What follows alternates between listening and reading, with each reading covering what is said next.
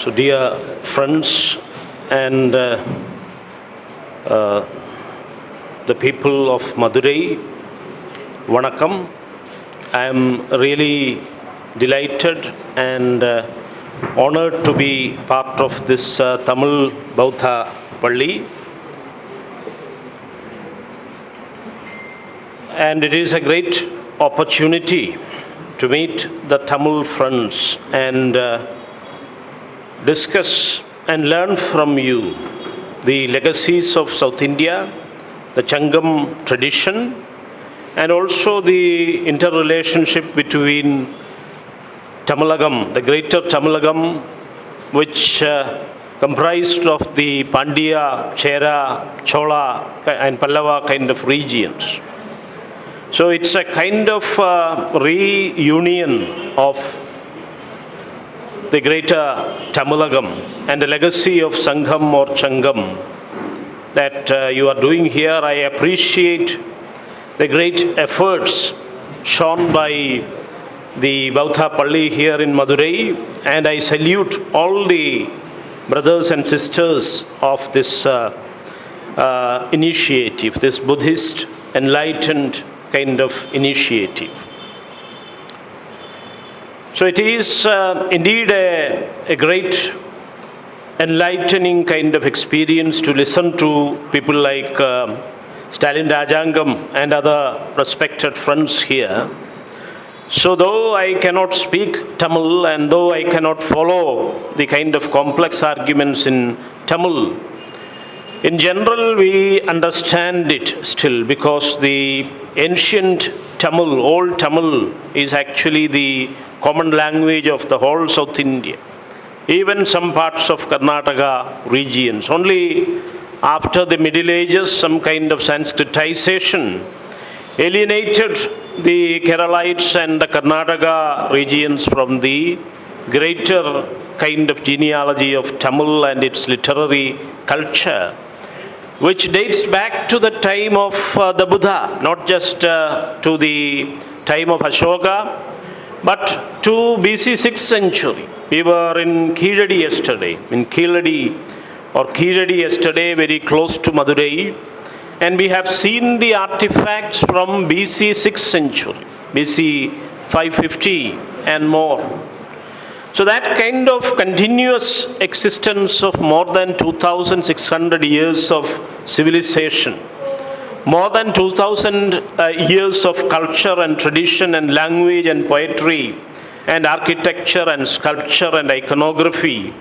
Many friends were elaborating on the Siddha tradition. So that kind of very diverse legacies and diverse kind of practices, which was a truly international and truly cosmopolitan kind of legacy, as it was pointed out by many speakers earlier. So this kind of a really democratic, egalitarian and cosmopolitan legacy, we need to recover those lost traditions and lost democratic values of our South Indian tradition. So that is why I came all the way from Kerala to Tamilagam, to Tamil Nadu, to Madurai, which was actually the center of the Indira Vihara and the Mahinda's own Vihara. The Mahinda's Perimpalli was here, Asoka's own son. Today morning also we visited the Kovil and found all the architectural and iconographic relics that are still there. But unfortunately, photography is prohibited now. As in the case of Sannadi, Yeragudi and Sannadi and all, Sannadi is actually the resting place of Asoka, his last retreat. Asoka followed his daughter Sanghamita and son Mahinda to South India. He died here perhaps. He created that Adholoka Mahachaitya, the Kanagapalli, or now it is called in Karnataka, in that language it is called Kanagana Halli. Many Pallis are being Halliized in Karnataka regions. Many Pallis are being pillified in Kerala, that is the caste Hindu discourse. The dominant hegemonic discourse in Kerala is pillifying and pullifying and vallifying pallis. Many place names. Palli is the common affix in the whole of South India. Not just in South India, even in the Telugu-speaking land, you find Palli affixes to place names. So Nampalli is in Hyderabad, as we know. And there is one place called Nayapalli. Nayapalli is in Bhubaneswar, in Odisha. I think the speaker mentioned to Padmasambhava and all. So there is a dominant claim in Odisha that Padmasambhava was a prince from that Sambhalapuram of Odisha. Currently it is in Odisha. And Padmasambhava or Rinpoche, he is known as Rinpoche in Lamaism or in Tibet. So he went from that Sambhalapuram of our Odisha region, Udayana. It was actually the Udayana of Vajrayana, because till 16th or 17th century, this Ratnagiri and many Udayagiri and many Vajrayana centers were flourishing in parts of Odisha. So Padmasambhava went from this eastern part of India to Tibet.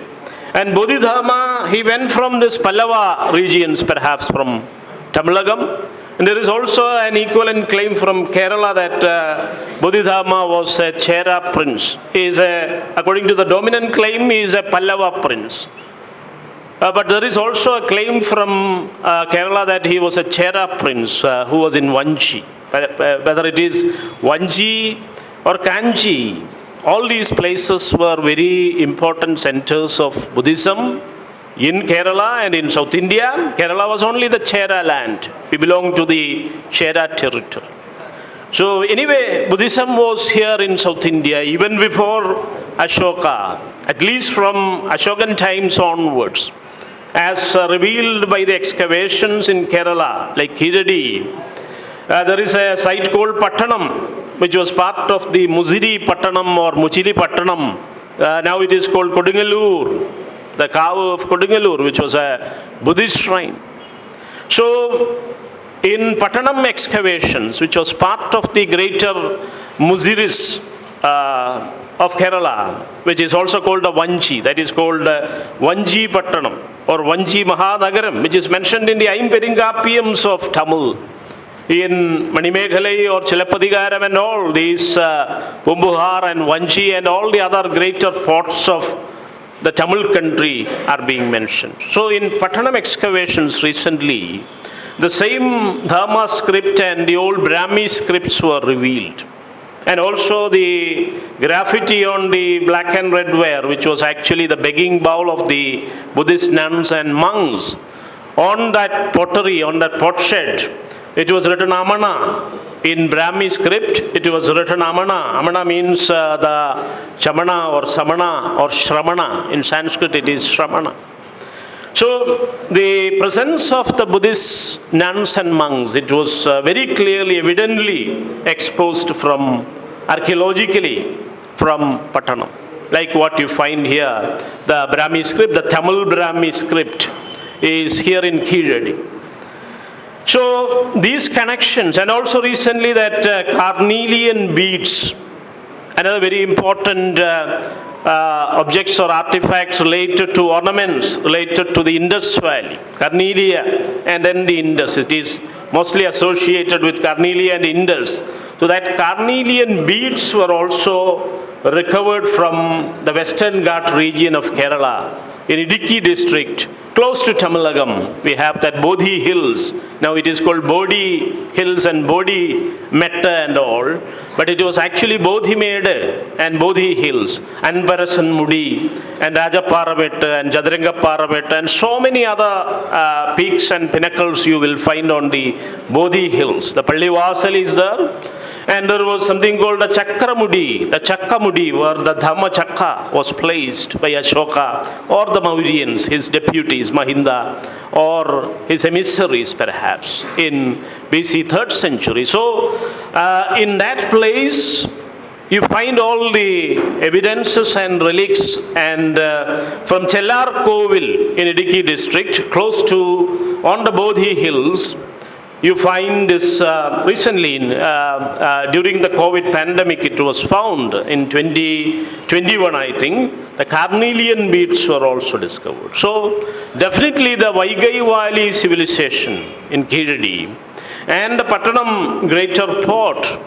The difference is that Pattanam is a port, it is a direct world port, but here it is a very inland town, only connected to the sea through the river, through Vaigai River perhaps. So this Vaigai Valley civilization and the Pattanam kind of Vanchi civilizations, these were connected to the Indus Valley and even Carnelia. That is why the carnelian beads were recovered from the Western Ghat region of Kerala. So these kind of ancient traces and relics and evidences were recently gathered up from many parts of South India, from Kerala and from Kiradi. So these are all evidences, these are all the evidences to prove the consistent presence of Buddhism, ancient Buddhism, at least from the time of the Buddha, according to Mahavamsha and Dibavamsha and all. Buddha himself came to South India and delivered his thousands of speeches. So perhaps, and even Huansang and other Chinese travelers later, they have recorded that Asoka has revisited those places. Asoka and his sons, perhaps it could be Mahinda or Sanghamitra. Anyway, it was Sanghamitra who proselytized many parts of Ceylon and South Asia. It is the heroine of Chatanar, that is Manimekhala, who has become a greater missionary, a world missionary, and who crossed the oceans and traveled to many islands in South Asia. So that kind of cosmopolitan legacy, that kind of an international kind of relation and a kind of global vision you will see in early Buddhism during the Ashokan and Theravada age. So that is the presence of Buddhism. Our friend mentioned about Srimula Vasam or Tirumula Padam as it is called. And a replica was found from Gandhara, from the Kandahar regions. So that kind of interlinkages was there. And the Kerala Vihara, Srimulavadam Palli or Srimulavasam Vihara, it was a model for the Viharas in North India and also in Gandhara regions, which was part of the up to Persian regions from Burma to Persia. It was part of the Mauryan Empire. So that kind of a global legacy and connection we were having, but unfortunately, after the Middle Ages, after Brahmanization and Hinduization, the society and the world was divided into watertight compartments of Chaturvarnya. That's why we lost these traditions of international cosmopolitan multiculturalism. That is how India was divided, and that is how the people were made into untouchables, and the Avarnas were casted away as mlecha and polluting kind of chandalas. So during the advent of modernity in Kerala, it is actually the disciples of Narayana Guru who led the Kerala Renaissance and modernity, who set the values of modernity by viewing modernity, especially Western modernity, as his masters. He declared in 1914 that it is the British who gave me sannyasa, and they are our gurus. That is a historic statement by the Guru. So it is his disciples who never learned English language, but he advised and he sent all the disciples to learn English language and about the Western philosophy and Western values of enlightenment. The Enlightenment modernity was accepted by all the social reformers, whether you compare it with Periyar's day today, and I salute the legacy of Periyar, and I wish you the greetings of Periyar's birthday. And whether it is Periyar or whether it is Mahatma Phule himself, they were all accepting and embracing the values of modernity, liberty, equality, and fraternity that was established in Europe through the French Revolution. and the writings of the rational enlightenment philosophers of Europe. So the Guru in Kerala, he accepted that as his masters. He never took Diksha from anyone in India or anyone in Asia. He actually accepted and embraced the liberty principles of equality paradigm of the Enlightenment thought. So it is his disciples. And also in 1916, he visited Sri Lanka as a Theravada country, which is having a continuous 2,300 years of Buddhist kind of civilization, from Sanghamita, from Asoka's own time, from Tissa, Mahatissa, Devanambiya Tissa, whose coin was recovered from Kidadi recently. So from that time onwards, from Tissa and Asoka to Sanghamita, from their time onwards, Sri Lanka has remained as a Buddhist country. Many ups and downs. The Chola Attack, there was something called the Chola interim period, when briefly the Theravada tradition was sabotaged, but they came back. After 70 or 80 years, they re-established their Buddhist regime there. So the Guru visited Sri Lanka twice, 1916 and just before his demise in 1926. In 1926, he was reluctant to leave Sri Lanka. He said, I am not going to come back to that Malayalam land. Malayalathilekke njan ini illa. That was the statement of the Guru in 1926. So in 1916, when he visited that place, the place of Sanghamita, Anuradha Pira and Kandy and all, he said, mine is also Buddhism. There was a debate on his religion with the Theravada monks and other religious people. So Guru made this historic public statement that my religion is also that of Buddhism, or also that of Buddha. My opinion, my ethical opinion is akin to the Buddha. If you have doubt, I can quote Amarakosha, which is the basic lexicon of Buddhism, and also later it is Hinduized and used by the caste Hindus, and even Brahmins are using it in India. It was a foundation of education system, Siddharubam and Amarakosham. These were the foundational texts of language and lexicon in India, in South India in particular. He cited the Amarakosha, written by Amarasimha, a Sinhalese Buddhist monk. Actually, it is another Sinhalese Buddhist monk in 19th century, Anagariga Dhammapala, who actually prompted Pandit Ayodhi Dasa and created that legacy, who relieved and released that part of Bodhi shrine of the Mahavihara of Bodhi at Gaya. So he cited that Amarakosha and claimed that I am an Advayavadi like the Buddha. Advayavadi Vinayaka. These are all the synonyms. Dashabalo, Shatabhijno, Advayavadi Vinayaka. This is Amaram or Amarakosha, in which Amarasimha elaborated the 18 synonyms of the Buddha. And Guru cited the Amarakosha and claimed that he is akin to the Buddha. He is an Advayavadi like the Buddha, the Anityavada, or the Samudayavada, or the Paditya Samutpada Vada of the Buddha. The theory of impermanence is actually the real Advayavada, the non-dual philosophy of egalitarianism, which is full of compassion and Maitri and egalitarianism, Karuna and Maitri and Prajna. So those were the foundational principles of his Anityavada, which is called the real Advayavada. And the Guru, by citing the Amarakosha, claimed that I am that kind of an Advayavadi, a Vinayaka, and I am in that philosophy. My religion is that of the Buddha. And also his many principles, Arivan Vanugamba, he has elaborated in his lyrical words like Anigamba Dashagam, which is actually the first reference to the Buddha and Jesus and the Prophet in modern Malayalam kind of writing and literature.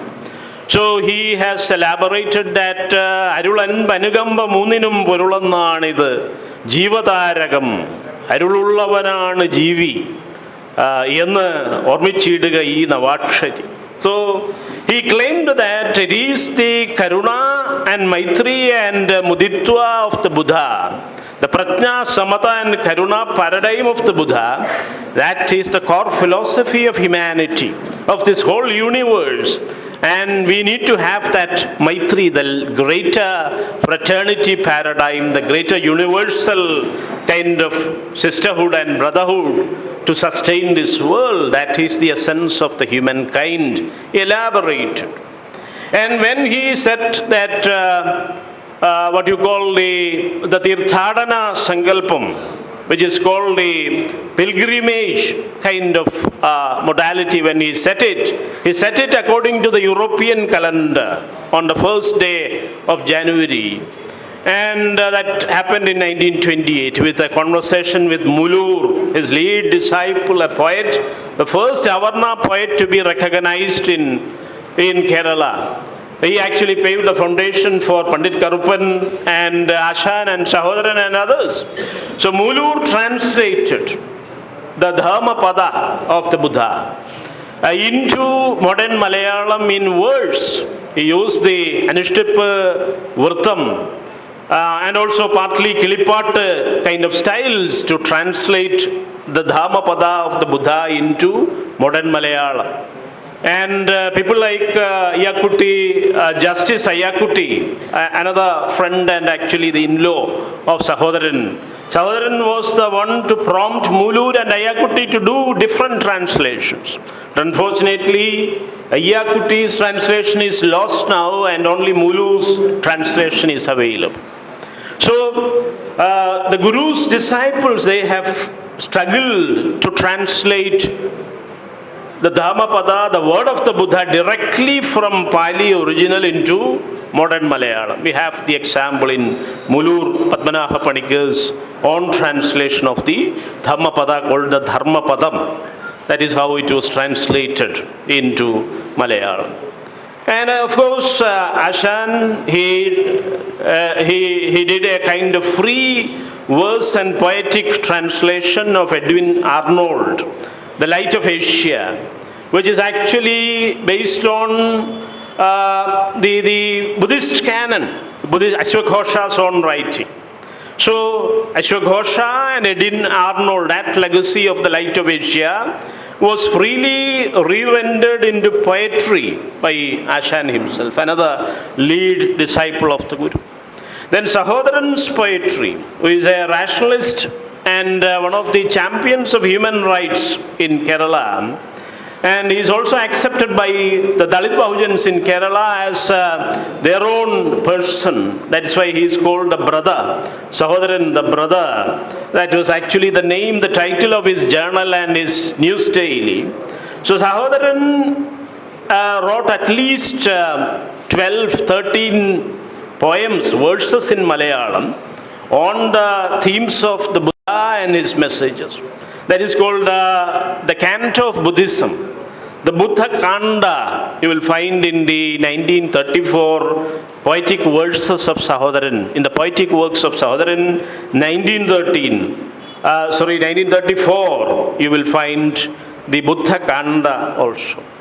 And along with Mitavadi, another lead disciple and a lawyer of Malabar, of Calicut, Mitavadi is again the name of the journal, who wrote something called the Buddha Tattva Pradipika. Buddha Tattva Pradipika. That was, unfortunately, the text is lost. It's not completely recovered. Only references and commentaries are there. So Mitavadi composed his Buddha Tattva Pradipika on the Anityavada or the Samudayavada of the Buddha. And Guru's own notion of the Samudayam, the community, humanity and greater community, which is based on the Samudayavada or the Paditya Samutpadavada of the Buddha, otherwise called the Anityavada or Anatmavada. So, plenty of disciples and all the leading 5 disciples of the Guru.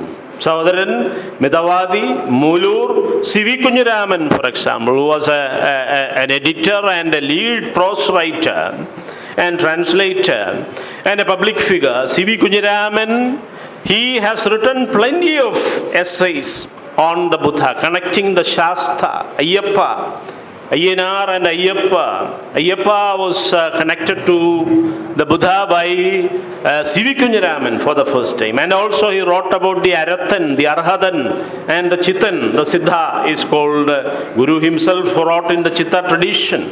Pambati Chittas, that Tamil song was re-rendered in a recreational fashion by the Guru that was called Pambati Chinda originally. But later, some of the Sanskritized disciples, they eliticized and Sanskritized and linked it to the Vedanta and Yoga Darshana and Kundalini Yoga and all, and they renamed it as something called Kundalini Pat, to link it directly to the Kundalini Yoga. But actually it was written in the Chitta tradition because the Kerala Renaissance has its origin in the Vajrayana, Siddha disguised tradition. Guru himself used that disguise. He named himself as Narayana Guru, and Narayana is also not just a synonym of the Vishnu, but it is also a synonym of the Buddha. Narayana means the one who floats on water, like this Padma. One who floats on water, and also one who floats above the human world, Nara Loka. So, plenty of associations are there. The Guru himself used the disguiseful tradition of the Chitta.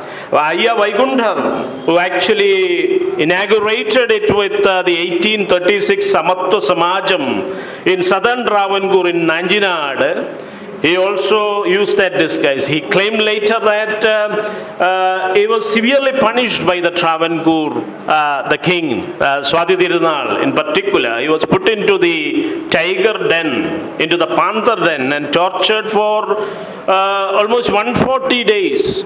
But fortunately, because of his Siddha tradition, he survived that, but he used the Vaishnavite kind of disguise to continue his struggles. Otherwise, people like Arattapuzha and many other, Dangeli and Arattapuzha and many other warriors against the caste system, they were actually killed or they were forced into some kind of suicide.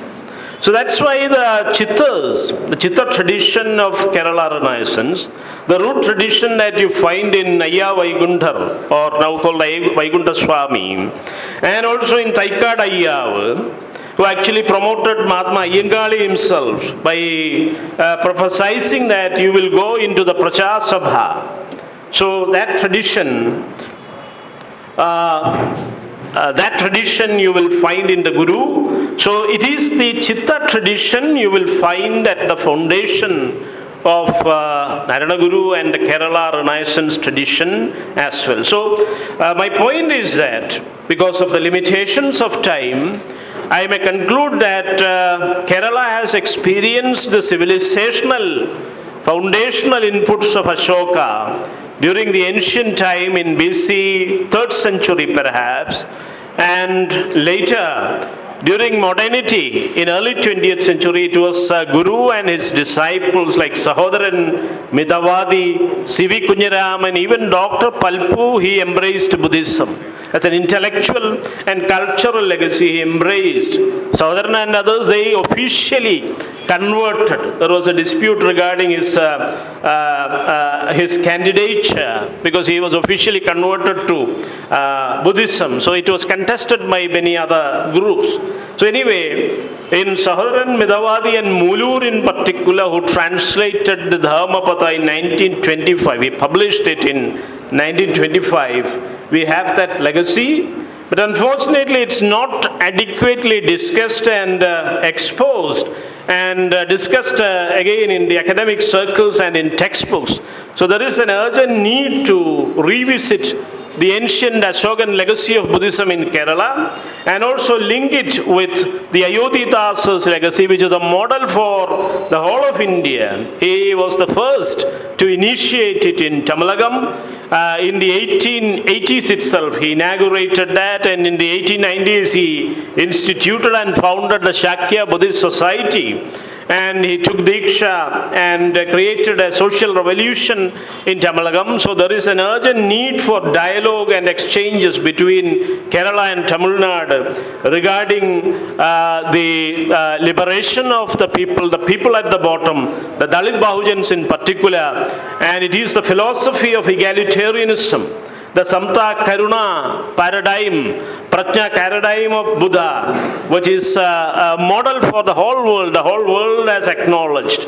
Even the Romas and Gypsies of Europe, they have embraced Ambedkar's Navayana, and also they have renamed their schools as Ambedkar schools and Buddha schools. So it is now being accepted even in Europe and the whole world, even in Japan, in Mahayana, Vajrayana countries. You have the untouchables, the Barakumins, and the untouchability issues are there. So we need to address these further domestic issues of inequality and untouchability that has crept into the Buddhist fold, and further discussions and debates and ideological, peaceful cultural struggles are required. I hope this could be a greater initiative and beginning. I salute you all, and I congratulate the Tamil Buddhist school here. Thank you once again for this invitation. Namo Buddhaya.